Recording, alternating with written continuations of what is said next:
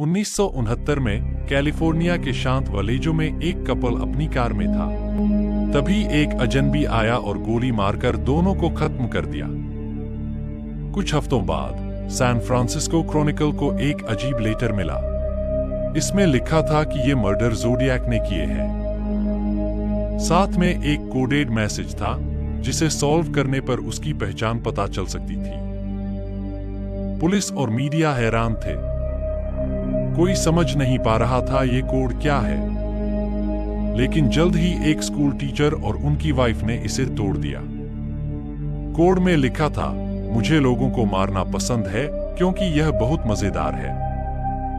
अब कहानी में एंट्री होती है दो मुख्य किरदारों की। पॉल एवरी, एक रिपोर्टर, और रॉबर्ट ग्रेस्मिथ, कार्टूनिस्ट। पॉल एक एक्सपीरियंस्ड जर्नलिस्ट है जो ज़ोडिएक के बारे में आर्टिकल लिखने लगता है।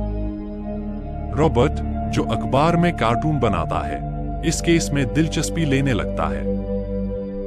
दूसरी तरफ इंस्पेक्टर तोशी और इंस्पेक्टर आर्मस्ट्रॉन्ग पुलिस की ओर से जांच शुरू करते हैं।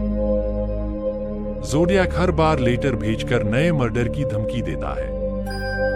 कभी कहता है कि वो स्कूल बस के बच्चों को मारेगा, कभी नए कोड भेजता है। पूरा शहर डर में जीने लगता है। अब कई साल बीत जाते हैं पर ज़ोडिएक नहीं पकड़ा जाता। हर केस के बाद पुलिस को सिर्फ एक ही क्लू मिलता है, उसका सिग्नेचर चिन्ह, एक गोला जिसके बीच में क्रॉस बना होता है। एक दिन पुलिस को शक होता है आर्थर ले एलन नाम के आदमी पर। उसके पास ज़ोडिएक जैसी घड़ी होती है, वही सिंबल भी। वो अजीब तरह से बात करता है, बच्चों के बारे में डरावनी बातें कहता है। सबको लगता है कि यही ज़ोडिएक है। लेकिन जब उसका फिंगरप्रिंट और हैंडराइटिंग टेस्ट होती है तो मैच नहीं होता। पुलिस के हाथ फिर खाली। अब फिल्म का फोकस शिफ्ट होता है रॉबर्ट ग्रेस्मिथ पर। वो इस केस को लेकर पागलपन की हद तक जुनूनी हो जाता है। रात दिन ज़ोडिएक के लेटर्स पढ़ता है, पुराने केस फाइल्स निकालता है और खुद इन्वेस्टिगेशन करने लगता है। उसकी फैमिली उसे छोड़ देती है क्योंकि वो सिर्फ इसी केस में डूबा रहता है। लेकिन ग्रेस्मिथ हार नहीं मानता। वो धीरे धीरे ज़ोडिएक के सारे क्लूज जोड़ता है और उसे यकीन हो जाता है कि असली किलर आर्थर ले एलन ही है। वो उसके पुराने दोस्तों से मिलता है, स्कूल रिकॉर्ड्स और पुलिस फाइल्स खंगालता है।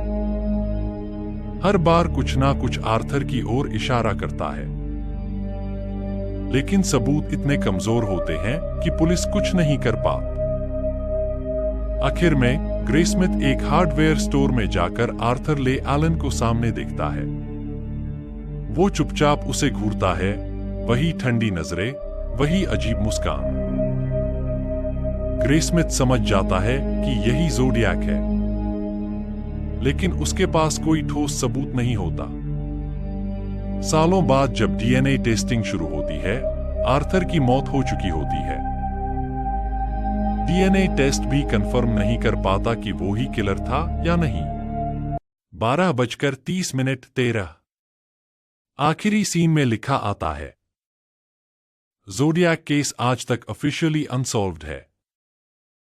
यानी कि आज भी कोई नहीं जानता कि असली ज़ोडिएक किलर कौन था। फिल्म यहीं खत्म होती है, लेकिन डर और रहस्य आज भी बाकी है।